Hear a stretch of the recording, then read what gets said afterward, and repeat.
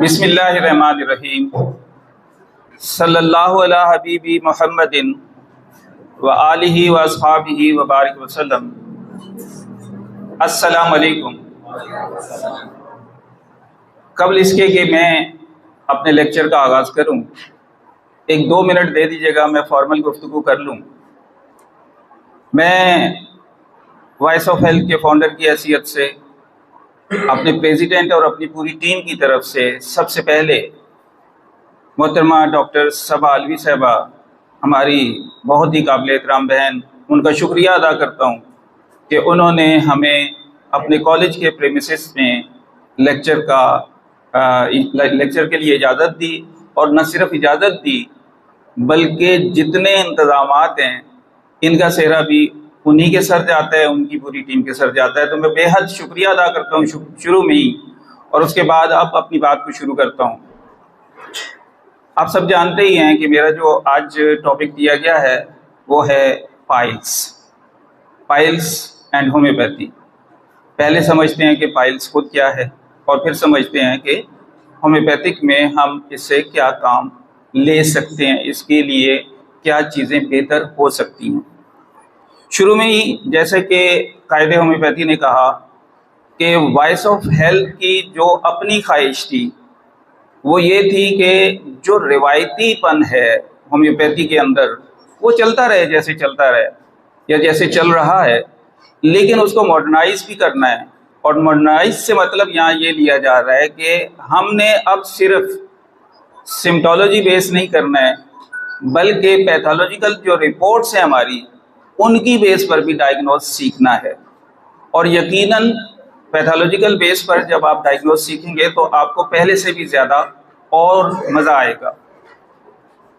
हमारे प्रेसिडेंट साहब कहते हैं कि हमने सिर्फ और सिर्फ जो है सिम्टोलॉजी ट्रीटमेंट नहीं करना बल्कि डिजीज़ ट्रीटमेंट करनी है। अब हमने मरीज़ का इलाज नहीं करना सिर्फ, बल्कि मर्ज का इलाज भी करना है। और ये बहुत बड़ी बात है। हम शुरू से आज तक जब अपनी स्टूडेंट लाइफ थी उस वक्त से, और अब 35-40 साल हो गए, अब तक यही सुन रहे हैं कि जी हम तो अलामात सिम्टोलॉजी का इलाज करते हैं, सिम्टम्स का इलाज करते हैं जी, और मरीज़ का इलाज करते हैं, मर्ज का नहीं। अगर मर्ज का इलाज नहीं करते तो मरीज़ का आपने क्या इलाज किया। तो हमने अब इसको थोड़ा सा मॉडिफाइड किया है कि नहीं, हमने मरीज़ का इलाज भी करना है। तो पैथोलॉजिकल बेस पर जब हम ट्रीटमेंट करते हैं और पैथोलॉजिकल रिपोर्ट्स खामोश होती हैं तो हम कह सकते हैं कि आपने पैथोलॉजिकल बेस पर भी ट्रीटमेंट किया है। जैसे कि सिम्टम्स रिमूव हो जाएं तो आप कहते हैं कि सिम्टोलॉजी बेस पर ट्रीटमेंट हुआ है। पाइल्स को अगर समझना है तो थोड़ा सा डाइजेशन की तरफ चलते हैं, इसलिए कि इसका ताल्लुक फूड से है, खुराक से है, डाइट से है। और डाइट आप सभी जानते हैं कि उसका कुछ हिस्सा जो है वो डाइजेस्टिव पार्ट होता है, और जो भी हम डाइट लेते हैं उसका एक बड़ा हिस्सा जो है वो वेस्टेज होता है। तो जाहिर सी बात है कि डाइजेशन के दौरान जो है, इसका मतलब ये हुआ कि हम फूड को किसी एक तरीके से हासिल करेंगे और जो वेस्ट प्रोडक्ट होंगे उन्हें किसी दूसरे तरीके से एग्जिट करेंगे। तो जब हम खुराक कोई भी लेते हैं, कोई भी डाइट हम जब लेते हैं, तो हम अपने मुंह के ज़रिए, जिसे हम ये कहते हैं GIT का first opening, GIT gastro intestinal tract, जिसे इंतहाई सादा ज़ुबान में जो आपने 8th क्लास की जर्नल साइंस और उसके बाद 9th की और फर्स्ट ईयर की बायोलॉजी में पढ़ा होगा, एलिमेंट्री कैनाल। ये जो एलिमेंट्री कैनाल है इसकी 2 ओपनिंग हैं, एक फर्स्ट ओपनिंग, एक लास्ट ओपनिंग। फर्स्ट ओपनिंग जो है उसको माउथ कहते हैं, और फिर ये डिफरेंट पार्ट्स में आगे बढ़ती है। Alimentary canal, GIT gastrointestinal tract या फूड पाइप मुख्तलिफ रास्तों से होता हुआ आगे बढ़ता है। इनिशियल में आप अगर माउथ कहते हैं, मक्कल पीछे जो है एक कैविटी बनती है जिसे आप बकल कैविटी कहते हैं। तो जो भी खुराक हमारे पास पहुंचती है वो सबसे पहले यहीं आती है। बकल कैविटी के ज़रिए खुराक जो है हम मुंह के अंदर लेकर आते हैं, लेकिन फिर ये मुख्तलिफ रास्तों से होती हुई, जिनमें पहला बड़ा जो थोड़ा सा वाइड एरिया है वो स्टमक है, और स्टमक के बाद फिर ये एक दफ़ा तंग रास्ते की तरफ चली जाती है। खुराक की ये जो कैनाल है ये आगे थोड़ा तंग होना शुरू हो जाती है, जिसे ड्यूडेनम या इलियम वगैरह नाम देते हैं। और फिर आगे चलकर जो है लार्ज इंटेस्टाइन आती है। और लार्ज इंटेस्टाइन के बाद एक वो हिस्सा है जिस पर बात हमने करनी है, और वो है रेक्टम। जो खुराक हमारे जिस्म में अंदर गई है वो डाइजेशन के मुख्तलिफ प्रोसेस से होती हुई एंड पर रेक्टम में पहुंचती है। और जब रेक्टम में पहुंचती है तो वो तकरीबन वेस्टेज प्रोडक्ट होते हैं। उसमें से कुछ वाटर की एब्जॉर्प्शन ज़रूर होती है, जो एक्स्ट्रा वाटर चला जाता है रेक्टम उसको एक दफ़ा फिर एब्जॉर्ब ज़रूर करती है, लेकिन रेक्टम में पहुंचने वाले वेस्ट प्रोडक्ट होते हैं। और वेस्ट प्रोडक्ट का बॉडी के अंदर रुकना ज़रूरी नहीं है। अगर बॉडी के अंदर वो ज़्यादा देर रुक गए तो टॉक्सिक बनेंगे, और टॉक्सिक बनने का मतलब ये है कि जिस्म को ख़राब कर देंगे। तो उनका एक्सक्रीट होना जो है वो ज़रूरी है। तो अब जिस रास्ते से वो एक्सक्रीट आउट होते हैं, रेक्टम से ओपनिंग तक का जो एरिया है उसे हम रेक्टो एनल एरिया नाम दे सकते हैं। Recto anal area. अब ये जो रेक्टो एनल एरिया है, सारी बात इसी पे होनी है। रेक्टो एनल एरिया जो है, यहाँ पर लेयर्स हैं अंदर की तरफ, जो इंटरनल लेयर्स हैं। रेक्टो एनल एरिया की जो लेयर्स हैं इनकी इंपॉर्टेंस है। और वो क्या इंपॉर्टेंस है कि ये एक्स्ट्रा जो लिक्विड है वो एब्जॉर्ब करती हैं, एक्स्ट्रा वाटर जो है वो एब्जॉर्ब करती हैं। प्लस ये कि ये पहले स्टोरेज और फिर रिफ्लेक्सेस बनाती हैं और फिर एक्सक्रीशन का जो है वो कॉज बनती हैं। होता यह है कि जैसे जैसे इस जगह पर आने वाले वेस्ट प्रोडक्ट बढ़ना शुरू होते हैं, यानी दूसरे लफ्ज़ों में रेक्टम फिल होना शुरू होती है, तो एक वक्त आता है कि इसकी सैचुरेशन कंप्लीट हो जाती है। और अब रिफ्लेक्सेस आते हैं ब्रेन के ज़रिए कि इनको एक्सक्रीट आउट किया जाए। फिर एक्सक्रीट आउट करने के लिए हम जाहिर है कि एक छोटे से कमरे का इस्तेमाल करते हैं। वहाँ जाकर इसको जब एक्सक्रीट आउट किया जाता है तो ये रेक्टो एनल एरिया जो है इस पर एक प्रेशर डेवलप होता है। वो प्रेशर कैसे डेवलप होता है? आप पेट के जरिए प्रेशर डाल रहे होते हैं, खुद से भी कोशिश कर रहे होते हैं। मकसद ये होता है कि जो अंदर स्टूल मौजूद है वो पास आउट हो जाए, उसके लिए प्रेशर लगता है। अब अगर पेशेंट जो है वो रेगुलर कॉन्स्टिपेशन का पेशेंट है, मुस्तकिल तौर पर जो है जिसको हम आम जुबान में कहते हैं कि दायमी कब्ज हो गई है, रेगुलर उसकी कॉन्स्टिपेशन है, तो अब क्या होगा कि उसे एक्सक्रीट आउट करने के लिए प्रेशर लगाना पड़ेगा। अगर प्रेशर लगाएंगे तो क्या होगा कि वो जो अंदर की लेयर्स थी उनके ऊपर इतना प्रेशर बन जाएगा कि वो लेयर आहिस्ता आहिस्ता नीचे की तरफ आउट होना शुरू हो जाएगी। और अगर ये लेयर्स लूज हो गई हैं तो अब यहाँ से पाइल्स शुरू हो गया है। जैसे जैसे लेयर्स लूज होती हैं, समझिए कि पाइल्स का कॉन्सेप्ट शुरू हो गया। तो पाइल्स का स्टेज 1 यहाँ से शुरू हो गया है, लेकिन पेशेंट को पाइल्स के स्टेज 1 की आम तौर पर कैफियत पता नहीं चलती, अलावा इसके कि कभी पेन हो जाए, वरना अमूमन स्टेज 1 में। लेकिन कॉन्स्टिपेशन का ज़रूर पेशेंट को पता होता है। तो पेशेंट को अगर कॉन्स्टिपेशन रेगुलर रहने लग गई है तो समझ ले कि वो उस जगह की लेयर्स को लूज कर रहा है। अगर वो लेयर्स लूज होंगी तो फर्स्ट स्टेप में ये होगा कि थोड़ी सी लूज हुई, जब प्रेशर पड़ा थोड़ी सी अपनी जगह से उन्होंने छोड़ा और नीचे आ गई। वहाँ ब्लड वेसल्स भी हैं और स्पेशली वेन्स की जो वेनल वेसल्स हैं वो वहाँ पर मौजूद है, तो वो थोड़ा सा नीचे आ जाती है। लेकिन ये सारा कुछ अंदर ही अंदर इंटरनल हो रहा है। एक्सक्रीशन में या आउटर साइड पे हमें अभी इसकी कोई मतलब साइन एंड सिम्टम्स जो है वो नहीं मिल रही है। लेकिन अगर मुसलसल ये कैफियत कायम रहे तो फिर एक वक्त आता है कि वो लेयर्स जो स्टूल पास करते वक्त नीचे आई थी वो और ज़्यादा नीचे आ जाती है, यानी कि एनस के बिल्कुल करीब आ जाती है। ये सेकंड स्टेप होता है या सेकंड स्टेज होता है। यहाँ तक भी पेशेंट को बहुत प्रोमिनेंटली पता नहीं चलता। सेकंड स्टेप तक मेन जो अब तक चीज सामने आ रही है वो आ रही है कॉन्स्टिपेशन। और कॉन्स्टिपेशन की वजह से हो क्या रहा है कि प्रेशर लगाया जा रहा है, पेशेंट प्रेशर लगाता है, पेशेंट हैबिचुअल भी होता है। हमारे यहाँ तो ट्रेडिशन है कि हमने जब वहां जाकर बैठना है तो दिन भर की सारी प्लानिंग हमने वहीं करनी है, बैठे ही रहना है, बाहर कोई और इंतजार कर रहा है तो करता रहे। किसी जमाने में तो ऐसा होता था कि पूरे घर में एक होता था तो उसे फिक्र होती थी कि बाहर भी निकलना है। लेकिन अब ये होता है कि वहां जाकर हम मोबाइल देखते हैं कि भाई हमने जो काम की चीज है यही देखनी है। अब उसका तो आइडियाज भी वही आते हैं। ये अक्सर लोग कहते हैं, मेल कहते हैं सिगरेट पीने से आइडियाज आते हैं, और कुछ और लोग कहते हैं कि वही आइडियाज आते हैं। तो आइडियाज भी वही आते हैं। यकीनन दिन भर की प्लानिंग हो रही है तो जाहिर है आइडियाज तो आएंगे, लेकिन मेडिकली उसका नुकसान क्या हो रहा है? मेडिकली उसका नुकसान ये हो रहा है कि प्रेशर मुसलसल डेवलप हो रहा है, और अगर मुसलसल प्रेशर बढ़ेगा, रेक्टम खाली हो चुकी है, प्रेशर लग रहा है, तो आप क्या कर रहे हैं? अब तो आप लेयर्स को ही बाहर फेंक रहे हैं ना, लेयर्स बाहर आ जाएंगी। अगर लेयर बाहर आना शुरू हो गई तो ये थर्ड स्टेज है, ये टिपिकल है। यहाँ आकर आपके लिए मुश्किलात हैं कि लेयर ही बाहर आ गई है। लेयर बाहर आने के बाद भी दो स्टेप्स हैं।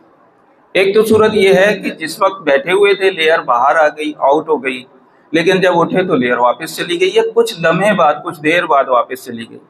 यहाँ तक भी गुजारा होता है।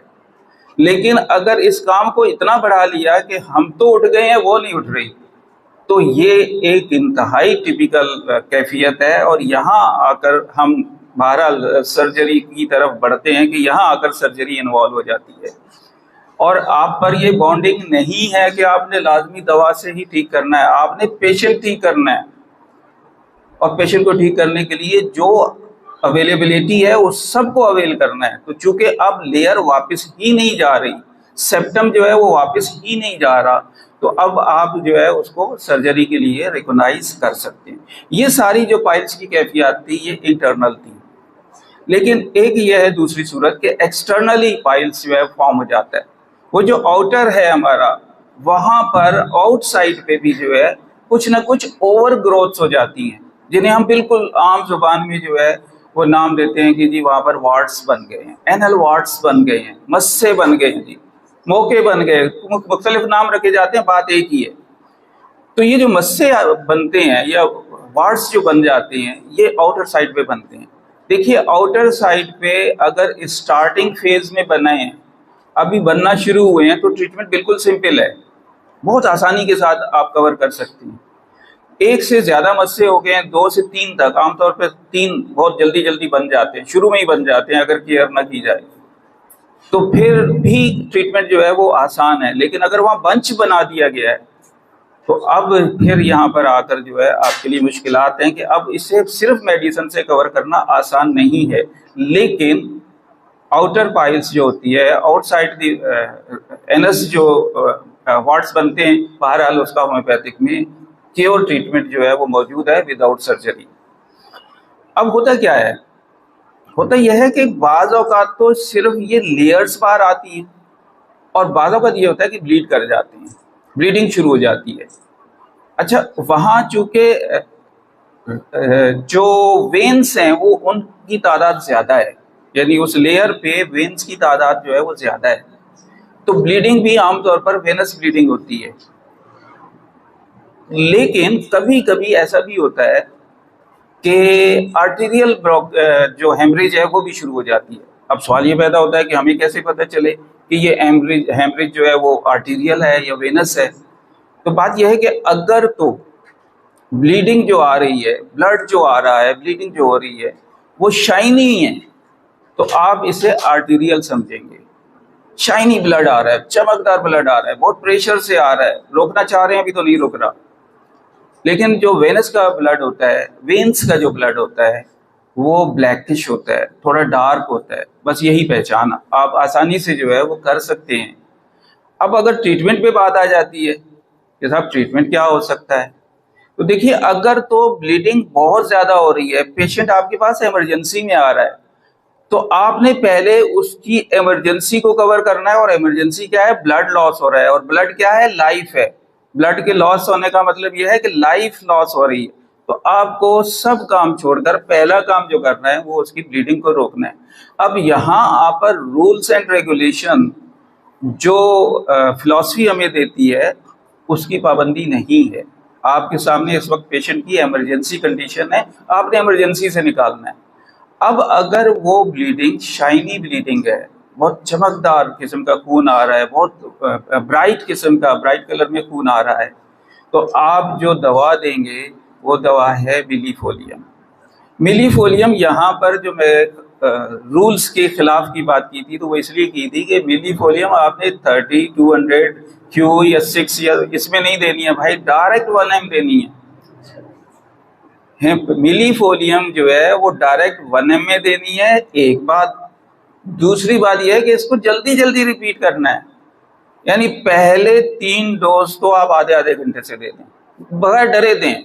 मैंने कहा ना कि जब इमरजेंसी होती है तो आपको इमरजेंसी से निकालना है पेशेंट को, रूल्स को फॉलो नहीं करना है। तो यहाँ आप 1 ml जो है, और जो इस स्टेज के 2 नुमाया डॉक्टर हैं वो 1 ml और 10 ml 50 ml CM रिपीट करते हैं और जल्दी जल्दी रिपीट करते हैं। आप 1 ml तक रहिए। तो 1 ml जो है आपने रिपीट करनी है, आधे आधे घंटे से 3 डोज दे दीजिए ताकि एक दफा हेमरेज रुक जाए। देखिए ये जो आर्टीरियल हेमरेज होती है ना, इसको रोकना ज्यादा टफ होता है।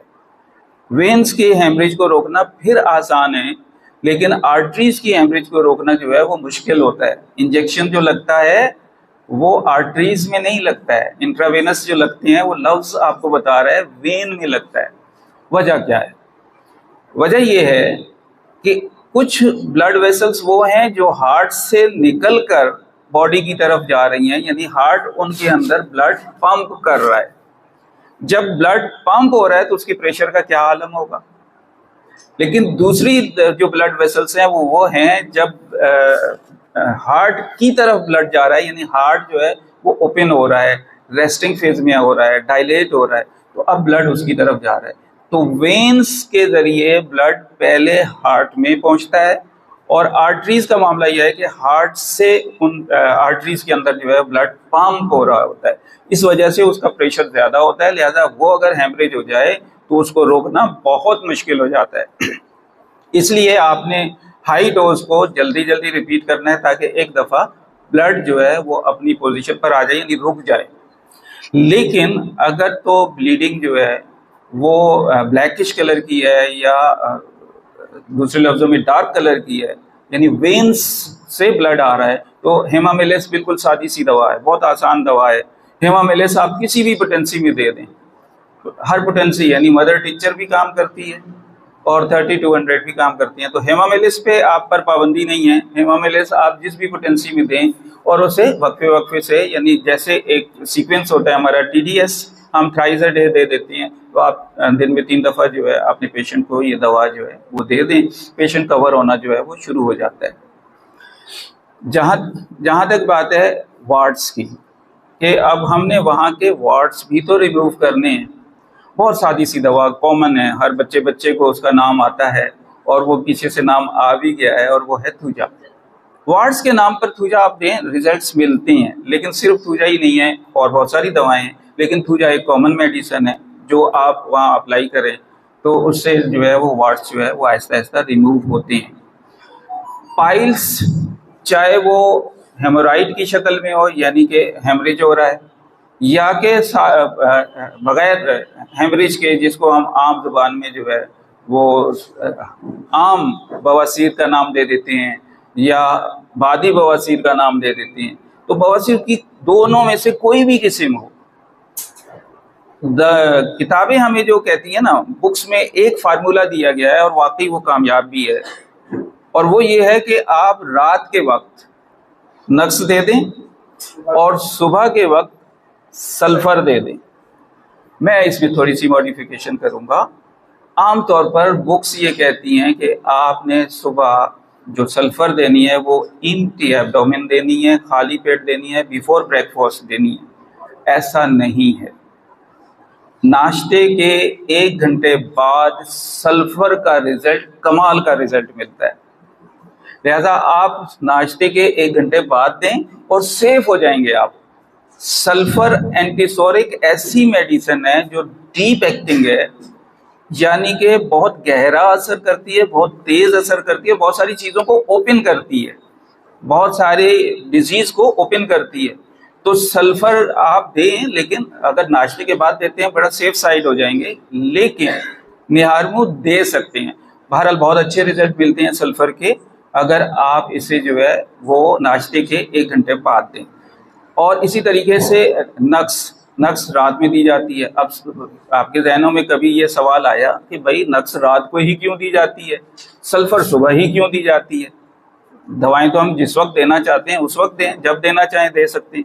तो बात यह है कि नक्स की बहुत सारी और जो प्रॉपर्टीज हैं, बहुत सारे और जो उसके कैरेक्टर्स हैं, उनमें से एक ये भी है कि नक्स आपको रिलैक्स करती है। नक्स की वजह से रिलैक्सेशन आती है, सेडेटिव कैरेक्टर है, थोड़ा सा ये गुलूदगी की तरफ लाती है, थोड़ा सा नींद लाती है, थोड़ा सा रिलैक्स करती है। चूंकि ये रिलैक्स करती है, इस वजह से नक्स को रात में देना अच्छा समझा जाता है। और इसके जस्ट अपोजिट सल्फर जो है वो नींद को भगाने की कोशिश करती है। गंधक, सल्फर, ये इससे नींद जो है वो गायब होती है। एक्चुअल अगर आपके पास 100% सिम्टम्स आ गई हैं तो सल्फर रात में भी दे सकते हैं, लेकिन अगर वैसे देंगे तो सल्फर नींद को खराब करती है, इसलिए सल्फर को सुबह में दिया जाता है। तो अब आ जाते हैं बात के पोस्चर क्या होना चाहिए। एक पोस्चर तो ये है कि जब हम वहाँ जाते हैं तो हम WC इस्तेमाल करें, और दूसरा पोस्चर ये है कि हम कमोड इस्तेमाल करें। दोनों में डिफरेंस आ जाएगा। अगर WC इस्तेमाल हो रहा है तो जो कैनाल है उसका एंगल बहुत अच्छा है, नेचुरल एंगल है, डायरेक्ट। लेकिन जब कमोड इस्तेमाल करते हैं तो एंगल चेंज हो जाता है। अब एंगल चेंज हुआ, पेशेंट ने जोर लगाना शुरू कर दिया कि भाई कोशिश के बावजूद कामयाबी नहीं हो रही। वहाँ बहुत सारे लोग दिन में कई दफ़ा जाते हैं, नाकाम भी लौट आते हैं, मिस फायर होता रहता है। तो कमोड पे आपका एंगल थोड़ा सा चेंज हो जाता है। लिहाजा कमोड पे बैठते वक्त जाहिर है कि बाज़ ऐसी डिजीज़ हैं, स्पेशली ऑर्थराइटिस हो जाता है या नी ज्वाइंट पेन आ जाता है, तो बॉन्डिंग हो जाती है कि आप कमोड इस्तेमाल करें। तो कमोड में पोस्चर को थोड़ा सा इस अंदाज से चेंज करें, सिटिंग पूरा रिलैक्स होकर चेयर पे ना बैठ जाएं, बल्कि पोस्चर को इस अंदाज से चेंज करें कि दोबारा से जो एंगल है रेक्टम का वो अच्छा हो जाए, तो आपके लिए आसान हो जाएगा, पेशेंट के लिए बहुत आसान हो जाएगा। पेशेंट को आप ये बात जो है वो समझा सकते हैं। तो पोस्चर की अहमियत भी बहुत ज़्यादा है। डाइट में अगर आ जाते हैं तो देखिए, अगर आपको पाइल्स को ठीक करना है डाइट के ज़रिए, तो आप फाइबर्स को बढ़ा दें। वो खुराक जिसमें फाइबर्स ज़्यादा हों, उस खुराक से क्या होता है, फाइबर करते क्या है, फाइबर ये करते हैं कि इंटेस्टाइन के अंदर उसकी मूवमेंट को आसान बनाते हैं। फाइबर अगर नहीं होगा तो खुराक जो है इंटेस्टाइन में कहीं पर भी रुकना शुरू हो जाएगी, चिपकना शुरू हो जाएगी। लेकिन फाइबर उसको, एक तो यह है कि स्टूल को सॉफ्ट करते हैं, एक तो स्टूल सॉफ्ट हो जाता है, दूसरा ये कि उसकी मूवमेंट आसान होती है। तो फाइबर्स की जो क्वांटिटी है वो बढ़ाना होती है। अब फाइबर्स किस चीज़ का नाम रखा जा रहा है? एक आम सा नाम तो समझ लीजिए कि जो आटा है हमारे यहाँ, जो हम फ्लोर यूज़ करते हैं, ज़्यादातर वाइट फ्लोर इस्तेमाल किया जाता है कॉमनली, और स्पेशली अगर आप होटल से रोटी मंगवाते हैं तो वो सफ़ेद आटे की होती है। अब ये जो सफ़ेद आटा है, इसमें फाइबर नाम की कोई चीज़ नहीं होती। क्यों? उसको बहुत ही ज़्यादा छान कर, प्योरीफाई करके, फिल्टर करके सारा उसके अंदर से फाइबर जितना है वो निकाल लिया जाता है। दुनिया सिर्फ उस फाइबर को बेच रही है और इंतहाई कॉस्टली बेच रही है, और हम हैं कि अपने आटे में से फाइबर को जो है वो निकाल कर बाहर फेंक देते हैं। बाहर से एक आता है, वो आवाज़ लगाता है, उसको देते हैं, हाँ भाई ये ले लो, कितने का किलो है, ये किलो है जी, भूसी टुकड़ा। तो फाइबर की अहमियत बहुत ज़्यादा है। तो फाइबर अगर खुराक में मौजूद होगा तो आपकी खुराक की मूवमेंट आसान होगी, और मूवमेंट आसान होगी तो कॉन्स्टिपेशन नहीं होगा, कॉन्स्टिपेशन नहीं होगा तो जाहिर सी बात है कि पाइल्स होने का इम्कान भी ना होने के बराबर है। मैं अपनी बात को यहाँ मुकम्मल कर देता हूँ, अगर कोई क्वेश्चन है तो कर लें। मैं एक सवाल करना चाह रही हूँ, क्योंकि इनिशियल स्टेज में जब हेमरेजेस होती है तो इसमें हम एपिकॉक पे देखिए बहुत अच्छा क्वेश्चन है, बहुत ही अच्छा। और अब मैं ये तो कहते हुए अजीब सा भी लगूंगा कि 100 मार्क्स का अगर क्वेश्चन है तो ये 150 मार्क्स इन्हें दिए जा रहे हैं। वजह यह है कि पाइल्स का एक दूसरा अंदाज भी है, और वो है पैसिव पैसिव पाइल्स या पैसिव हेमरेज। ये पैसिव हेमरेज ये है कि इंटरनली कहीं ना कहीं हेमरेज तो है, और उसकी पहचान क्या होती है कि स्टूल जो है वो आपको डार्क कलर का मिलेगा, स्पेशली ब्लैक कलर का मिलेगा। इंटरनल हेमरेज अगर हो रही होगी तो स्टूल आपको ब्लैक कलर का मिलेगा। तो ये पैसिव ब्लीडिंग है। अगर पैसिव ब्लीडिंग हो रही है तो डॉक्टर साहब ने जैसे कहा, एक नाम आता है एपिकॉक का, बड़ा नाम है, करती है काम। और एक तो बच्चों वाली दवा है पैसिव ब्लीडिंग पे, बहुत अच्छा काम करती है, वो है कार्बोविज। कार्बोविज दीजिए, पैसिव ब्लीडिंग पर बहुत अच्छा काम करती है। लेकिन स्टूल जो ब्लैक होता है वो सिर्फ पैसिव ब्लीडिंग की वजह से नहीं होता, बल्कि लीवर में अगर कोई उसके फंक्शन में एलएफटी अगर डिसऑर्डर है, लीवर फंक्शन डिसऑर्डर है, तो उसकी वजह से भी स्टूल जो है वो ब्लैक कलर का हो जाता है। अगर लीवर आपने कॉज पकड़ा हुआ है कि लीवर की वजह से जो है स्टूल ब्लैक आ रहा है, तो फिर आपकी दवा लेप्टेंड्रा होगी, लेप्टेंड्रा देंगे, बहुत अच्छे रिजल्ट देंगी। जी और कोई? जी जी, thank you thank you thank you.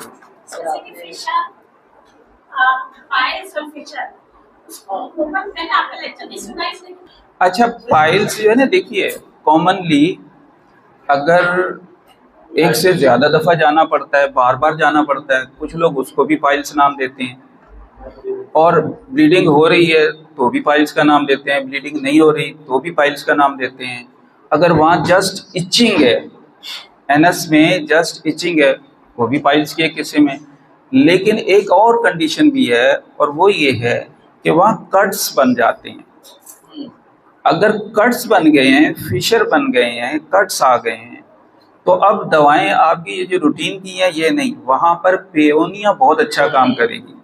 और पेओनिया मदर टिंचर आप बेफिक्र होके दें, आंख बंद करके दे दें, बिल्कुल सही, आंख बंद करके दें, दोनों आंखें बंद करके दे दें। तो पेओनिया जो है फिशर पे बहुत कमाल का रिजल्ट देती है।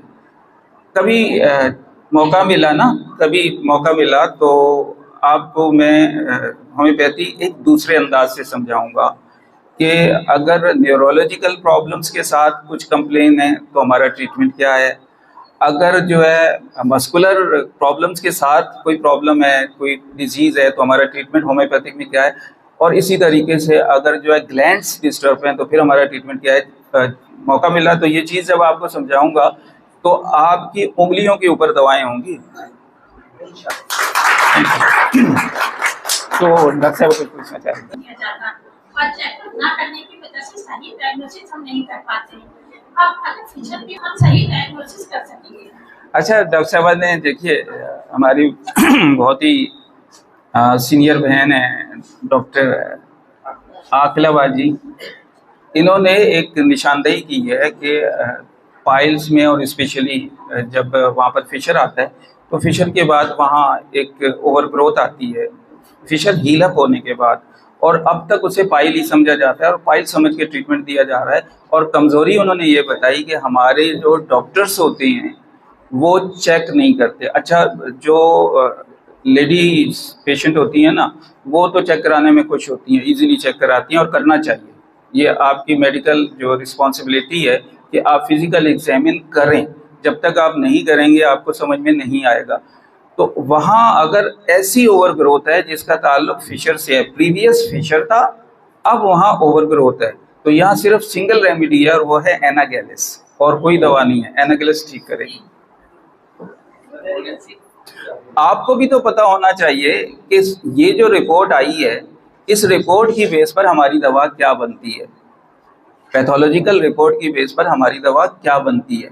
देखिए, जब आप पैथोलॉजिकल एंगल पर जाएंगे ना, तब भी सिम्टम्स आपको बुक्स वाली मिल जाएंगी। ऐसा नहीं है कि बुक्स वाली सिम्टम नहीं मिले।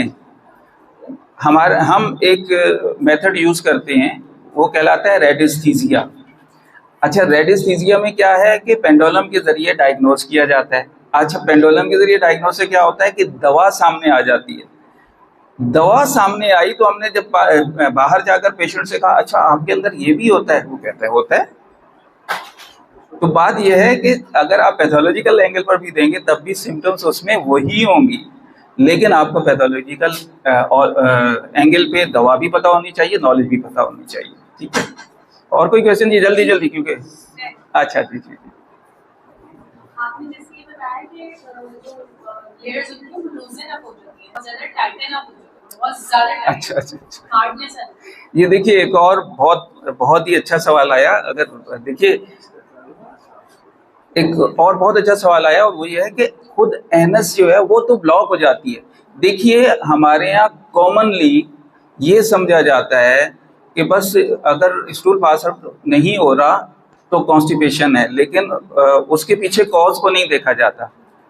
रेक्टम एक पर्टिकुलर एरिया है, लेकिन बाज लोगों की रेक्टम जो है वो वाइड हो जाती है, किसी भी वजह से वाइड हो गई, यानी उसका एरिया बढ़ गया। रिफ्लेक्सेस कब बनेंगे? जब वो फिल होगी या फिल होने के करीब होगी।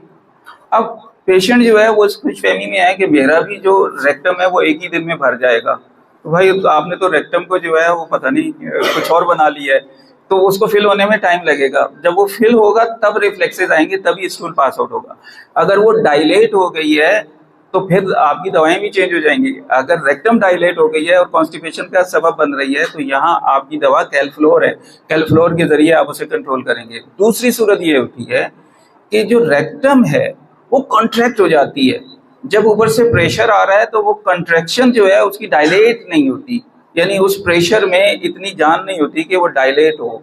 तो अब आपको यहाँ पर जो है रेक्टम एनएस को जो है वो डायलेट करना है थ्रू मेडिसिन।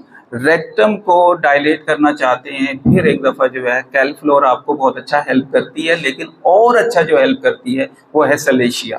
सलेशिया आपके उस एनएस को जो है वो बहुत ज़्यादा डायलेट करने में हेल्प करती है। तो सलेशिया जो है उसे आप हाई डोज में दे दीजिए। सलेशिया से डरिएगा नहीं, आमतौर पर लोग सलेशिया से डरते हैं, लेकिन सलेशिया से इस काम के लिए डरने की ज़रूरत नहीं है, और आप हाई डोज दीजिए। तो आपने हर सूरत उसके एनएस को जो है डायलेट करना है। एनएस डायलेट होगा तो स्टूल पास आउट होगा। और कोई क्वेश्चन थी जल्दी से? नहीं, थैंक यू, बहुत शुक्रिया।